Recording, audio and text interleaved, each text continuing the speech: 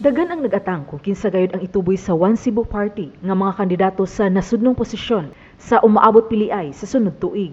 Mato ni Gobernador Gwen Garcia, kinahanglan nga konsultahon una niya ang mga miyembro sa ilang pamilya ug dili siya magdali-dali og desisyon kung kinsa gayud ang ilang iendorso labi na sa pagka-presidente o vice-presidente. Gusto niya nga kung kinsa man ang pilion niya, mauusab kini ang paluyuhan sa ubang mga miyembro sa ilang pamilya kay dili niya buot nga mohimo og desisyon nga makabahin-bahin sa ilang pamilya. This I have to say, allow me to tread carefully.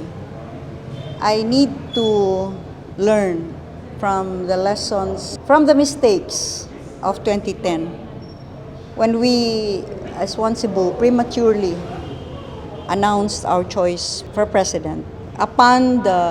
We were tasked then to choose. And at that time, there had not been enough consultations. First and foremost, amongst the family. What an acrimonious and divisive thing it was in the family. Because some members were not inclined to support the declared chosen candidate, administration candidate then, for president. So I must learn from that because, these past 2 years, I've lost 2 brothers. The other year, I lost my mom, or 2 years ago. This year, I lost our dad. Pila na lang minabilin. We cannot afford to be divided again. Sa pagkakaron, nag-ihay og pangulitaw ang mga kandidato sa kauluhan sa suporta ni Garcia ug sa One Cebu Party. Nagpuli-puli lang og tunga sila si Manila City Mayor Isko Moreno Dumagoso ug kanhi Senador Bongbong Marcos Jr. nga pulos mudagan pagka-presidente. I cannot prematurely impose a choice which would only divide our family further. If we agree as a family, then we will be an even stronger political party as One Cebu. Let us respect the party and let us respect my family. It has to be, or else we will not choose. I cannot afford the divisiveness, the conflict, the rancor that happened in 2010 within our own family. So, we must come together as a family. Matod ni Garcia, iyang gitugtan ang mga miyembro sa ilang pamilya nga makapadayag kung kinsa ang mga kandidato nga ilang gipaluyuhan. But I, as chairman and president of One Cebu, must stay in the middle. And all presidential candidates will be given the same respect and the same access for as long as they all coordinate with the capital. Sa iyang pagpamulong ato sa Governor's Ball sa Capitol Social Hall ni atong Nobyembre 27, gisulti ni kanhi Senador og presidential aspirant Ferdinand Bongbong Marcos Jr. nga nagpaabot sila nga sugton ni Gobernador Garcia. At inaantay namin na marinig ang matamis mong oo.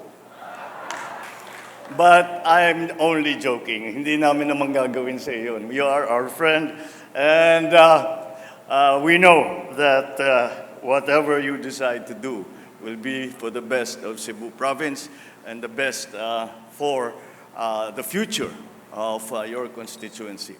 Karong bag-o lang sa gipaygayon nga Christmas light up sa Kapitolyo ug sa Sugbo Negosyo Awarding Ceremony, mitambong usab si Isko Moreno ug namahayag sa iyang tinguha nga siya ang pilion sa gobernador. I'm humbled and honored with the hospitality of the Garcia family and the warmth being given to me by Cebuanos. Someday, somehow, isa lang po kung bakit ako nagtagumpay sa karerang pinili ko. Nasasanlaan laway ko at wala kong stiff neck.